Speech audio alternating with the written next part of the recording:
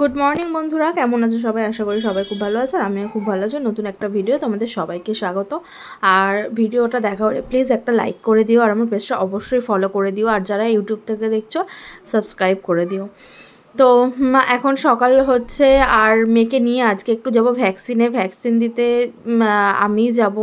আর ও এত বড় হয়ে গেছে, মানে আমার মেয়ের এতবার ভ্যাকসিন হয়েছে, আমি কিন্তু একবারও যাইনি। আমি গেছিলাম, আমি বাইরে দাঁড়িয়েছি, দিদি ভেতরে দিয়েছে।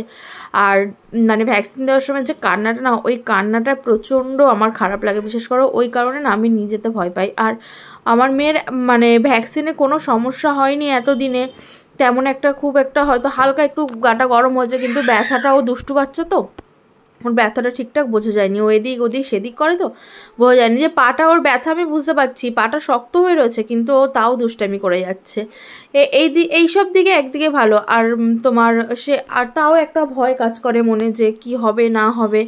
কিন্তু ভ্যাকসিন দেওয়ার সময় খুবই কেঁদেছে, মানে ওর কান্না দেখে আমি মানে কি বলবো, আমার যেন চোখ থেকে জল বেরিয়ে যাচ্ছে। আর আমি একাই গেছিলাম, বাবা শুধু ছেড়ে দিয়ে এসেছিলো, বাবা বাইরে দাঁড়িয়েছিল। তো কি বলবো, আজকে ভ্যাকসিন দিতে যেতে হবে, কিন্তু কিছু করার নেই, আমাকেই নিয়ে যেতে হবে, দিদিরও কাজ পড়ে গেছে সেই কারণে। তারপরে তোমার আর ভ্যাকসিন দিয়ে আমি ভেবেছিলাম এই বাড়ি আসবো, কিন্তু এই বাড়ি আর আসতে পারিনি। বাবা বললো যে তাহলে চল আমাদের বাড়ি চলে চল, তো ওই বাড়ি চলে গেছিলাম। ওর জ্বরের ওষুধটাও আমি নিয়ে গেছিলাম যে যদি জ্বর ঠর আসে খাই দেবো, কিন্তু জ্বরটা আসেনি। রাত্রিবেলা গাটা একটু ছ্যাকছ্যাক করছিল আমাদের এই বাড়িতে এসেই, তারপরে আমি তোমার করে দিলাম, ওষুধটা খাই দিলাম। আর দেখো ও এখানে এসে খেলছে আমার সাথে, আমি তাই ভাবছি যে ও এখন খেলছো, জানেও না যে ওকে ব্যথা দেবে। তো ভিডিওটা দেখতে থাকো তোমরা, আর অবশ্যই আমার পাশে থেকো। তারপরে দেখো ওর বাবা চলে গেছে, আমার সব কাজবাজ কমপ্লিট হয়ে গেছে। আর আমি জানো তো ভ্যাকসিন দেওয়ার ওখানে তাড়াতাড়ি চলে গেছিলাম, একটু দেরি করে গেলে ভালো হতো, কিন্তু আমি তাড়াতাড়ি চলে গেছিলাম। তো তাড়াহুড়ো করেও গেছি, এদিকে সকাল থেকে আমার কিছু খাওয়াও নেই।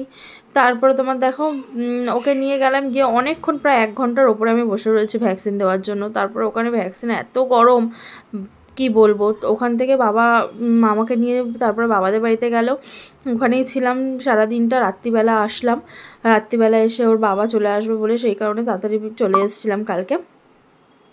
তো দেখো মেয়েকে নিয়ে এখন ভ্যাকসিন দেবো, ভ্যাকসিন দিয়ে তারপরে কথা হচ্ছে। আর আজকে ওই বাড়িতেই ছিলাম যেহেতু, তো ঠাকুমার সাথেই খাওয়া দাওয়া করেছিলাম। ঠাকুমা যেহেতু আতপ চালের ভাত খায়, ঠাকুমার সাথেই খাওয়া দাওয়া করেছিলাম। আর আমার না আতপ চালের ভাতটা খেতে খুব ভালো লাগে, বিশ্বাস করো। এমনি চালের ভাতের থেকে আতপ চালের ভাতটা ভালো লাগে। আর ঠাকুমার হাতের মানে এইসব রান্নার তো জবাব থাকে না। তো ঠাকুমা করেছিল আতপ চালের ভাত, সিদ্ধ আর শাক ভাজা, এটা দিয়ে যেন দারুণ খেয়েছিলাম আমি, মানে কী যে বলবো, খুব সুন্দর খেয়েছিলাম। ওর জন্য ঠাকুমা বলেছিল যে কালকে আসিস, কালকে তাহলে আতপ চালের ভাত করবো, যদি তুমি আতপ চালের ভাত করো তো তবেই আসবো, নইলে আসবো না। তো ঠাকুমা সত্যি আতপ চালের ভাত করেছিল, শাক ভেজেছিল, আর ঠাকুমার সাথেই আমি বসে খাচ্ছিলাম। ওদিকে বাবার খাওয়া হয়ে গেছিলো, আমি আর ঠাকুমা আর দিদির মেয়ে খাচ্ছিলাম। ও ভালোবাসে যেহেতু এই ভাত খেতে।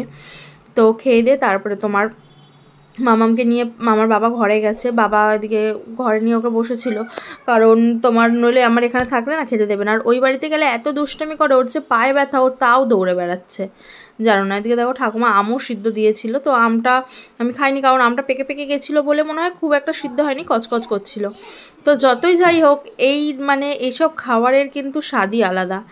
আর তোমার আমার ঠাকুমার হাতের মাখাটা খেতে আমি খুব ভালোবাসি, জানো না। ঠাকুমা যখনই ভাত খায় আমি গেলে বলি আমাকে একটু ভাত মেখে দাও।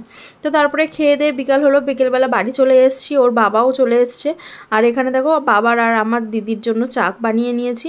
তারপরে পরের দিনের রাতে পরের দিনের জন্য চিন্তা করতে হলো কি রান্না করব, সব চিন্তা তো ঘরের বউদেরই করতে হবে রান্নার ব্যাপারে।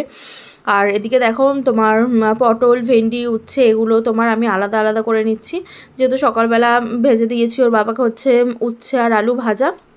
আর হচ্ছে তোমার একটু চিকেন করে দিয়েছি, চিকেনটা সবার জন্যই করেছি। এদিকে দেখো আমার কাটাকুটি করে নিচ্ছি, মানে এই কাজটা করে রাখলে না অনেকটা কাজ এগিয়ে যায়, সকালবেলার তাড়াহুড়ো লাগে না। আর এদিকে আমি চালটা ভিজিয়ে রেখেছি, চালটা ভিজিয়ে রাখলে কি বলো তো ভাতটা খুব সুন্দর হয়। আর এদিকে দেখো এঁচোড়ের তরকারি গরম করছি, ভাত খাবো।